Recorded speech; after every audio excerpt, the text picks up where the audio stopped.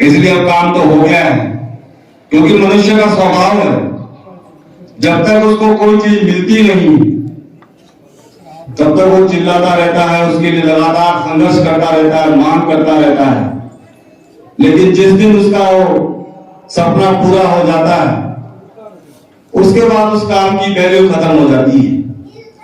ऐसा है मुझे कुछ इस कार्य में भी देखने को मिल रहा है, क्योंकि हम राजनीति क्षेत्र से जुड़े हुए लोग हैं और हमारा एक तजुर्बा है पिछले 15 वर्ष का, और विशेषकर इस 4.5 वर्ष के अंदर हम इस विधानसभा क्षेत्र के अंदर वो काम करके दिखाए जो कभी हम लोग सोच भी नहीं सकते थे। और उस काम को जब वो काम नहीं थे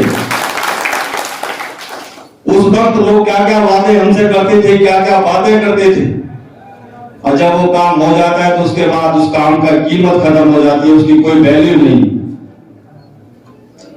नाम के एक बात इस मंच से बताना चाहता हूं कि आज से पहले खुंडियों में बहुत सारे चुने हुए प्रतिनिधि इस जनसभा के अंदर आए थे। आज भी आप लोगों ने उनको निमंत्रण दिया था, पर आज वो क्यों नहीं है? आज मुझे भी नाम से निमंत्रण आया था। नाम में जो हमारे दूसरे समाज के जो हमारे भाई लोग हैं, जो हमारे साथ रहते हैं, जिनको भी कुछ गलत फहमियां इस विषय को लेकर हो गई है, आज उनका नाम में एक बहुत बड़ा कार्यक्रम था। मुझे भी वहां से निमंत्रण आया। मुझे भी कहा गया था कि अगर आप आजादी खुंडी में जाएंगे आपको वोटों का नुकसान उठाना पड़ेगा, लेकिन हमने कभी वोटों की राजनीति नहीं की।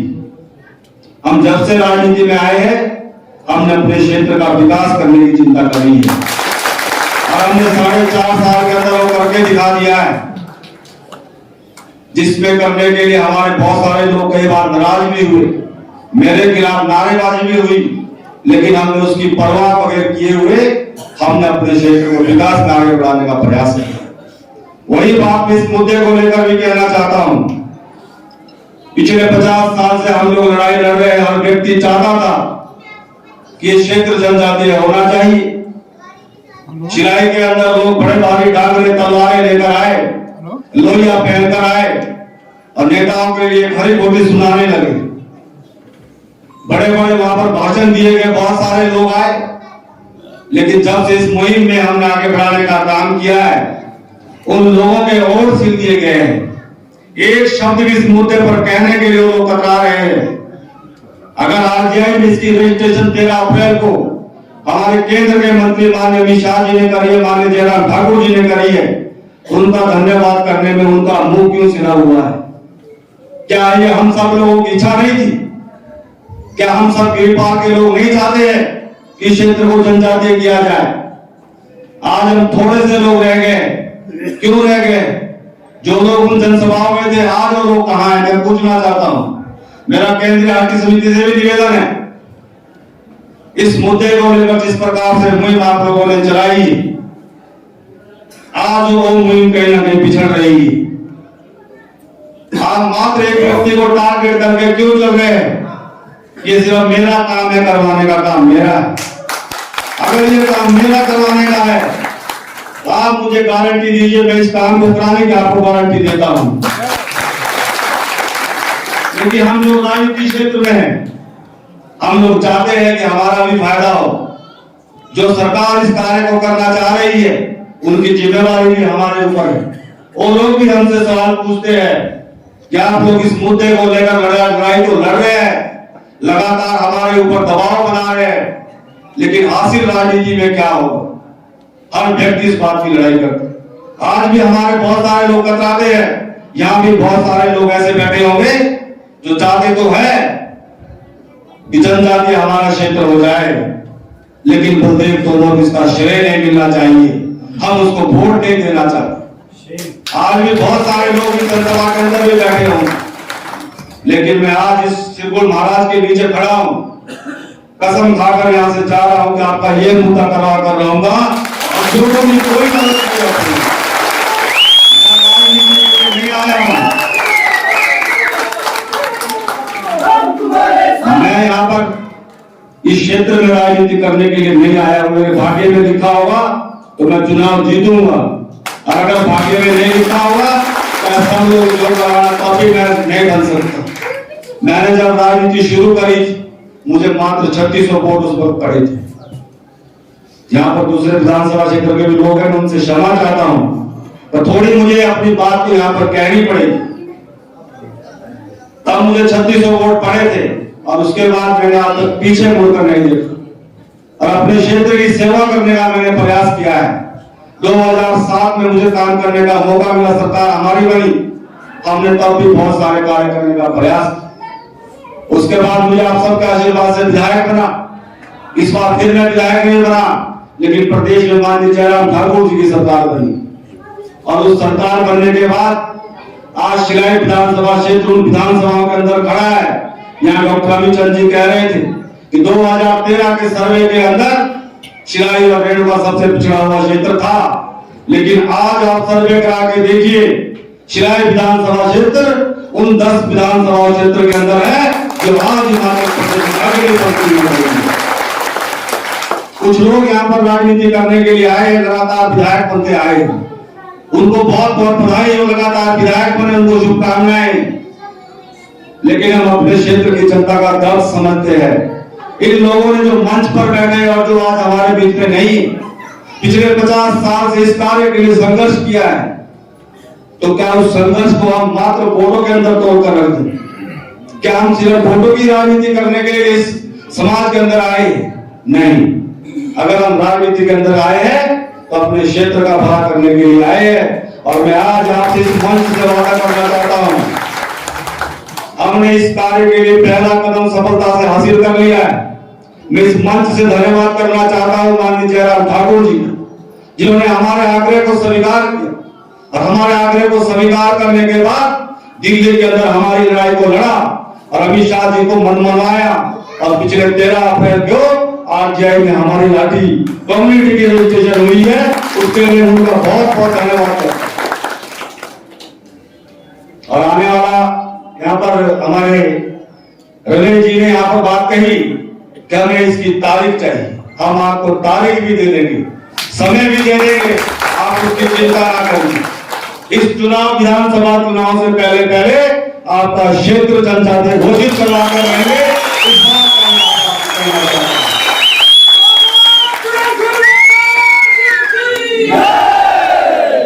मेरा आप सभी लोगों से यही निवेदन है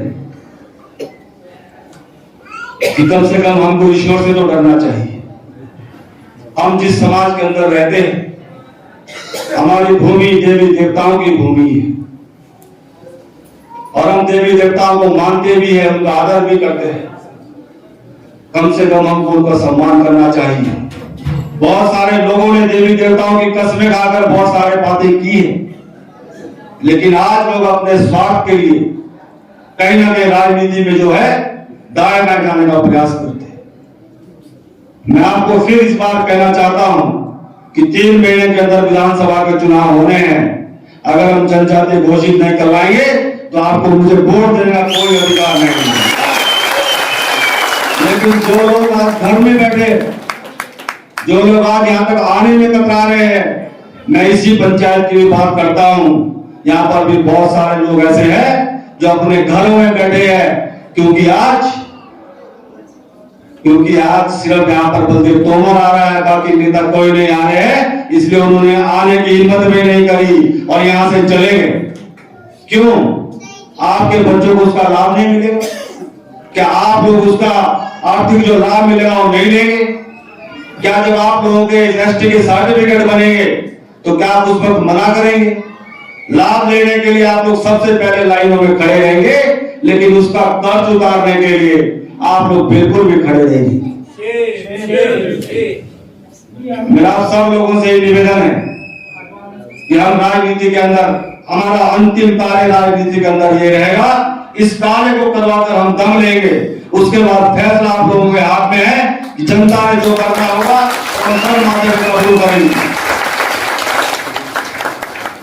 मैं ज्यादा न कहता हुआ, हो सकता है बहुत सारे लोगों को इस बात से कुछ परेशानियां नहीं हुई होगी, लेकिन जिस प्रकार का दबाव, जिस प्रकार की राजनीति यहाँ पर हो रही है, कुछ लोगों को आज हमारे खिलाफ भड़काया जा रहा है। आज नाम में हमारे भाई लोग गए हुए थे। क्यों गए थे वो लोग? 50 साल जब से संघर्ष खत्म, उनको याद नहीं था, लेकिन आज उनको वहां भेजा गया है। कौन उनको वहां पर भेज रहा है? कौन उनके लिए साधन पैदा कर रहा है? कौन उनके पीछे काम कर रहा है? ये हम लोगों को समझना चाहिए। कौन हमारे बच्चों के भविष्य के साथ खिलवाड़ करना चाह रहा है? कौन इस बात को समझेगा? वो खुद ब खुद वहां इकट्ठे नहीं हो रहे, खुद ब खुद वहां पर इकट्ठे नहीं हो रहे, उसके पीछे कोई ना कोई राजनीति हो रही है। ये हम लोगों को समझना होगा। कौन लोग उनको फाइनेंस कर रहा है? आज शिलाई विधानसभा क्षेत्र के 250 से अधिक लोग वहां पर पहुंचे हैं। नाम के अंदर संग्राम क्षेत्र से 300 से अधिक लोग वहां पर पहुंचे हैं। कौन उनको वहां पर पहुंचा रहा है? ये हम सब लोगों को सोचना चाहिए। क्यों इस प्रकार की गंदी राजनीति इस कार्य के अंदर हो रही है? हमने उस शिलाई के अंदर उस मंच से कहा था कि कार्य राजनीति से ऊपर उठकर हम लोगों को करना चाहिए, लेकिन जैसे ही उनको मालूम हुआ कि कार्य होने वाला है, उसके बाद इस कार्य के अंदर एक नई सोची समझी साजिश के तहत कार्य किया जा रहा है।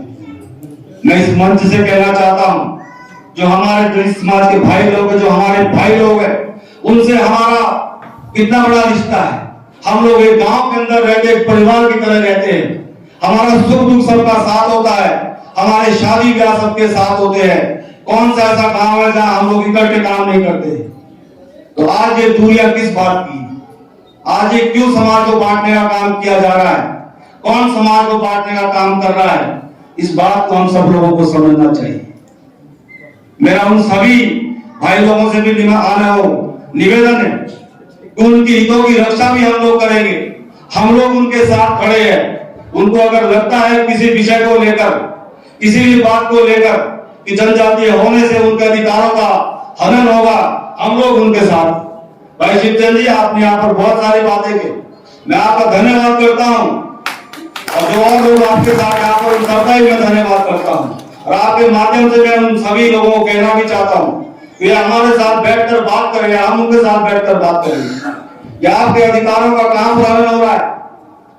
क्योंकि इस विषय को निपटाने के लिए हमारे लोग तो आज हेजिटेशन कर रहे हैं, लेकिन और क्षेत्रों के लोग जो ऑलरेडी क्षेत्र में हैं, वो दिल्ली तक इस विषय को रुकवाने के लिए पहुंच गए हैं। हम इस बात को भी समझना होगा, जो लोग पहले जनजातीय में हैं, वो लोग नहीं चाह रहे हैं कि हम लोग जनजातीय में आए, क्योंकि उनके फिर उनका वो शेयर बढ़ जाएगा। उनको लगता है वो दिल्ली तक पहुंच गए, मिनिस्ट्री तक पहुंच गए कि गिरिबार का जनजातीय नहीं होना चाहिए। और उसके अलावा साथ साथ हमारे अपने क्षेत्र में भी इस प्रकार का जातिवाद का नाम देकर जो है हमारे लोगों को बांटने का काम किया जा रहा है। मुझे उन नेताओं से भी कहना है जिसके पीछे है, उनसे मेरा हाथ जोड़कर निवेदन है कि कम से कम इस विषय को तो छोड़ दीजिए। हर जगह राजनीति आप कर लीजिए, लेकिन कम से कम इस विषय को छोड़ दिए, जिस विषय में हमारे 50 वर्ष हमारे लोगों ने तपस्या करी है। 50 वर्ष से हमारे लोग इस विषय को लेकर लगे हैं, और बड़ी मुश्किल से माननीय जयराम ठाकुर जी के आशीर्वाद सारी यहाँ पर विस्तार से बातें बताई गई कितने वर्षों से, तब तब इसमें क्या क्या कार्य हुए हैं, और आज हम एक सीढ़ी हम लोगों ने टपी है, उसको रोकने का प्रयास ना करिए। मेरा उन लोगों से यहाँ पर निवेदन है, और जो हमारे दूसरे समाज के भाई लोग हैं, उनसे मेरा निवेदन यही है कि उस विषय को लेकर चिंता ना करें कि उनके अधिकारों का हनन होगा। उनके अधिकारों का भी पूरा ध्यान रखा जाएगा। उसके लिए सरकार ने ऐसी कमीशन बनाया है, जैसे यहाँ पर कहा गया, उनके अधिकारों के लिए कमीशन बने हैं, केंद्र स्तर पर कमीशन बने हैं, प्रदेश के अंदर कमीशन बने हैं। सिर्फ इस बात की चिंता उन लोगों की है, उनको मात्र गुमराह किया जा रहा है। आज भी जितने लोग वहां पर थे, अगर आप उन लोगों से पूछेंगे तो बहुत सारे लोगों को विषय का पता नहीं होगा, लेकिन मात्र उनको गुमराह किया जा रहा है। उनको भेजा गया है गाड़ियां कर करके, हमारे यहाँ से उन लोगों को गाड़ियों में बिठाकर भेजा गया है। क्यों ऐसा किया जा रहा है? क्या आप लोग ऐसा चाहते हैं जितने लोग यहाँ पर बैठे? बिल्कुल नहीं। तो मेरा आप सब लोगों से निवेदन है कि ऐसे लोगों को आगाह करना चाहिए, उनको बताना चाहिए कि हमारा इतना लंबा संघर्ष, ये लोग जो मंच पर बैठे हैं, इन्होंने रात दिन मेहनत करके सारे कागज पत्र तैयार किए, और इनसे पहले जो लोग रहे उन लोगों ने लगातार प्रयास किया है। 1970 के बाद लगातार लड़ाई लड़ी है, और फिर हम इस विषय को यहाँ पर आके अपने क्षेत्र के अंदर जातिवाद की लड़ाई को लेकर इस विषय को छिलमिल कर दे। हम ऐसा कभी होने नहीं देंगे। जब तक हम हैं, हम इस विषय को कभी छिलमिल नहीं होने देंगे, उसको बराबर नहीं कर लेंगे। इस बात का मैं आपको बताना चाहता हूँ। मैं पुनः आप सभी लोगों का जो बाहर से मेहमान आए हैं उनका अपनी तरह से भी स्वागत करता हूँ, क्योंकि मेरी ससुराल भी और इन लोगों ने व्यवस्था करी है, उसके लिए मैं अपने ससुराल वालों का भी बहुत बहुत धन्यवाद करता हूँ कि आप लोगों ने आज यहाँ पर जो व्यवस्था करी है, सब लोगों के लिए बैठने की, भोजन पानी की व्यवस्था करी है, उसके लिए मैं आप लोगों का धन्यवाद करता हूँ। और मैं केंद्रीय आरती समिति को भी शर्त लाना चाहता हूँ कि आप लोग जिस जज्बे के साथ काम में लगे हैं, आप लोग लगे रहिए। आप अपने कुंभ का आयोजन लगातार जारी रखिए। मैं आप लोगों के साथ खड़ा हूँ, जहां भी आपको आवश्यकता होगी मैं आप लोगों के साथ खड़ा हूँ। और बहुत जल्दी ही हम आपको खुशखबरी देंगे। और उसके बाद माननीय अमित शाह जी का कार्यक्रम, धन्यवाद कार्यक्रम आपके गिरिपार क्षेत्र में करवा के रहेंगे, ये भी आपको बताना चाहता हूँ। सभी का बहुत बहुत धन्यवाद, बहुत बहुत आभार करना चाहता हूँ। और मुझसे कुछ बात निकल गई हो, किसी को बुरी लगी हो, उसके लिए मैं क्षमा चाहता हूँ।